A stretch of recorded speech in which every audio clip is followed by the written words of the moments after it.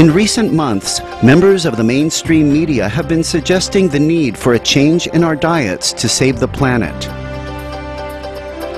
Consider this excerpt from an article published by the UK-based The Guardian on September 10, 2011, by Felicity Lawrence. She is a special correspondent for The Guardian and best-selling author. Is it time we all gave up meat? By Felicity Lawrence, The Guardian, September 10, 2011.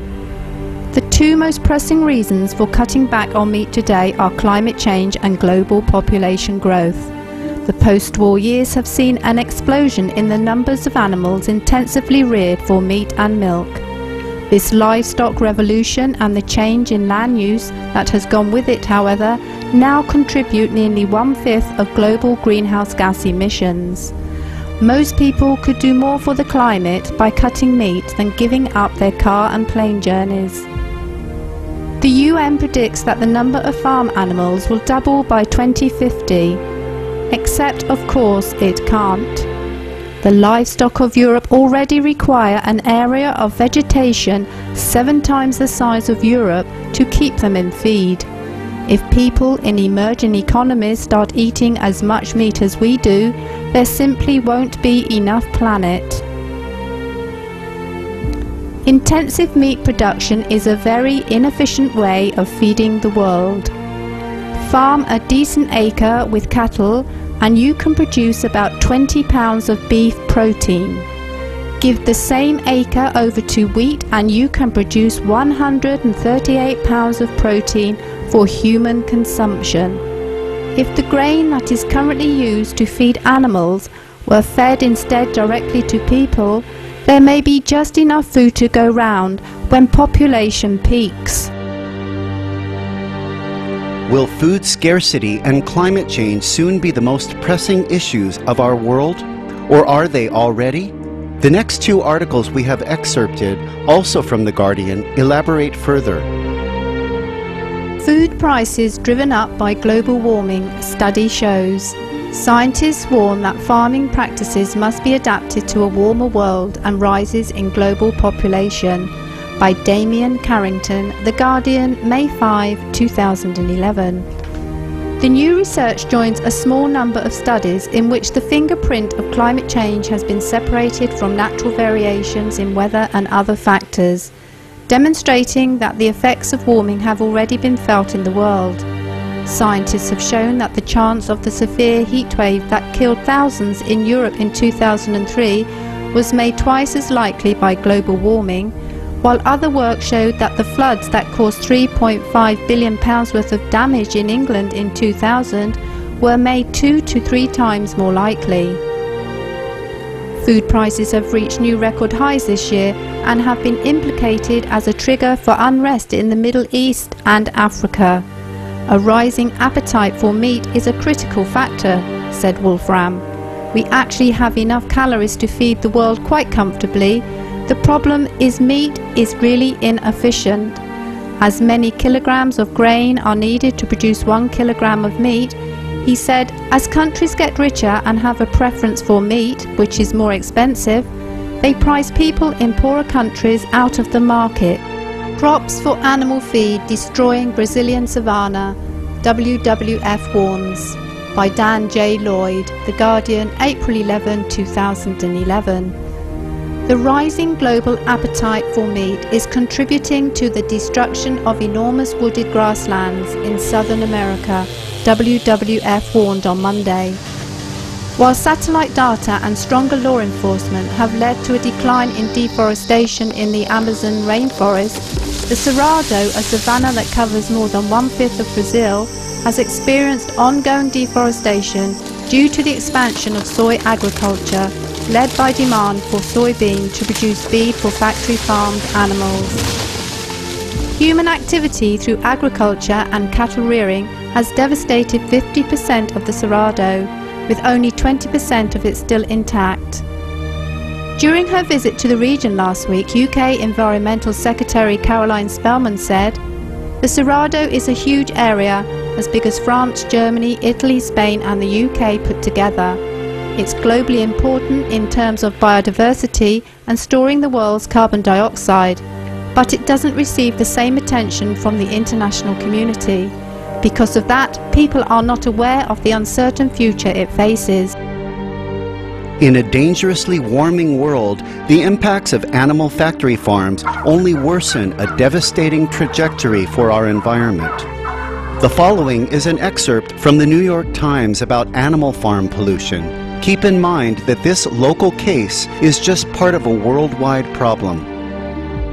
Chemicals in Farm Runoff Rattle States on the Mississippi by Leslie Kaufman, The New York Times, June 2, 2011.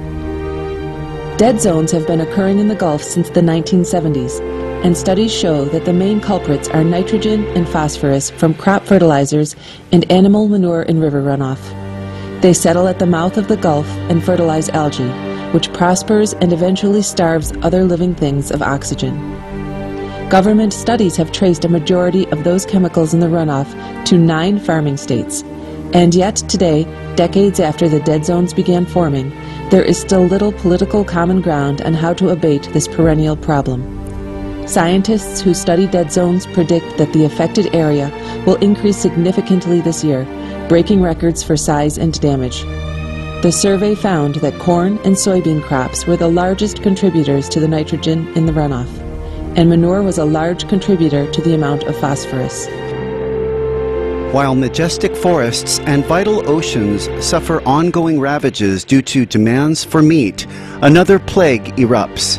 It's the relentless spread of antibiotic resistance due to drug use on animal farms.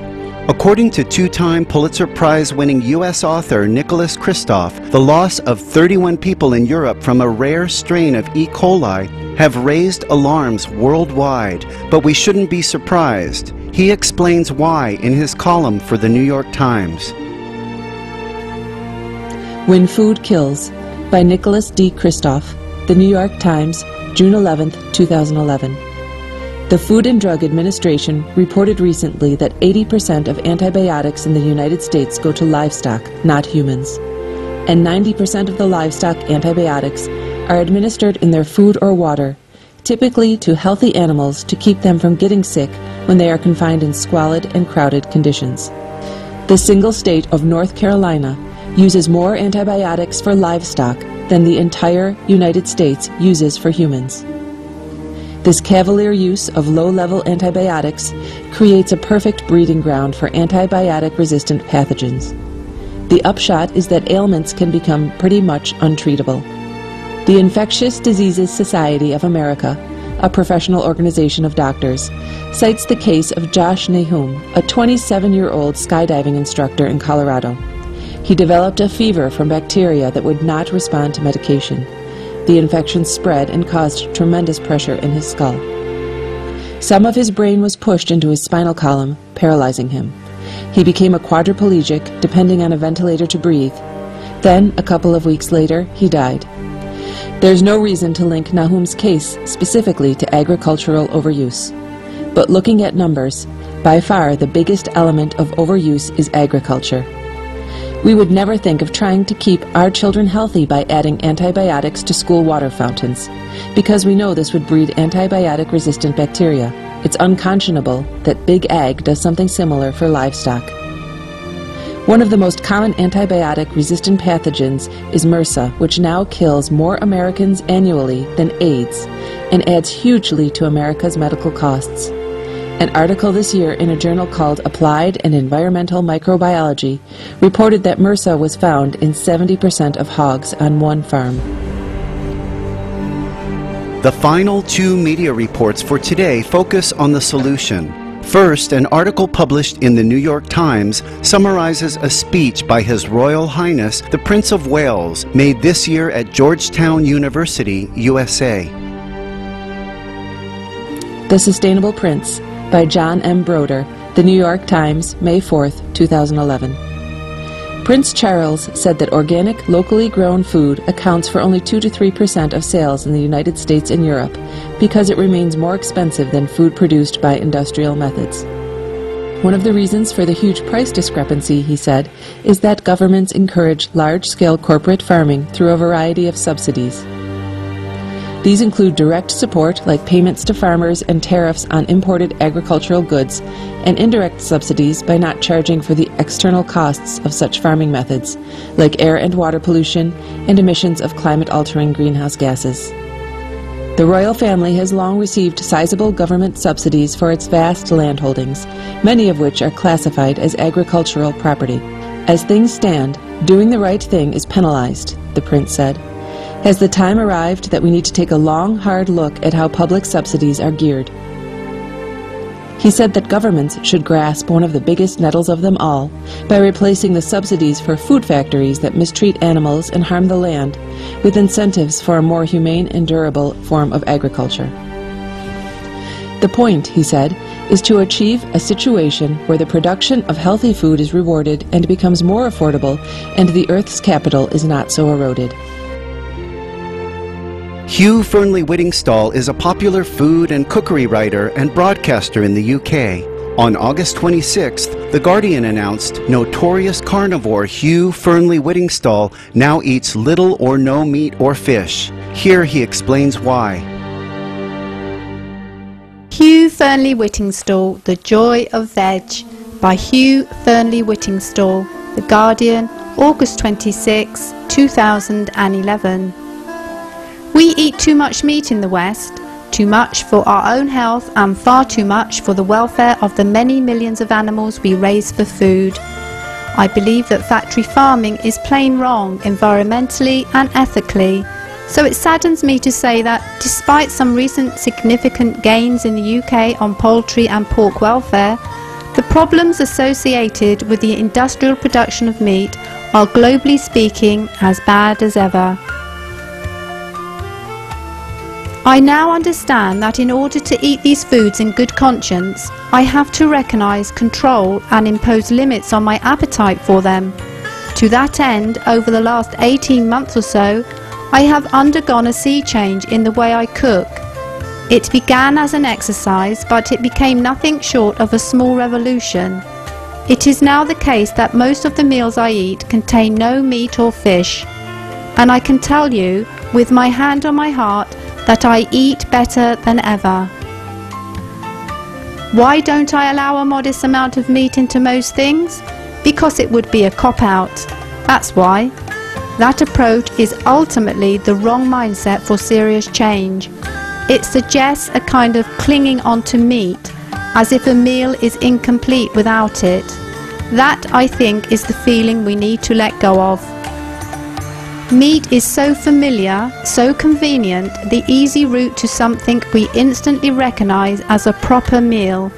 But there is absolutely no reason why we can't embrace vegetables in the same way. I have actually found it all rather liberating.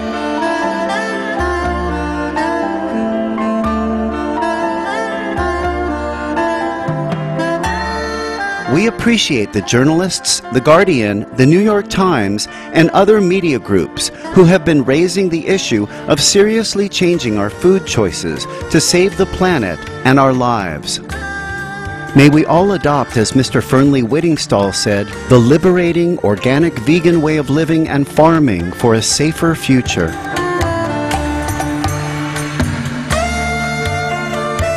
Thank you for joining us on today's program. Coming up next is Words of Wisdom after noteworthy news. Please stay tuned to Supreme Master Television. Blessed be your noble endeavors. The articles featured in today's program are available to read on the following websites.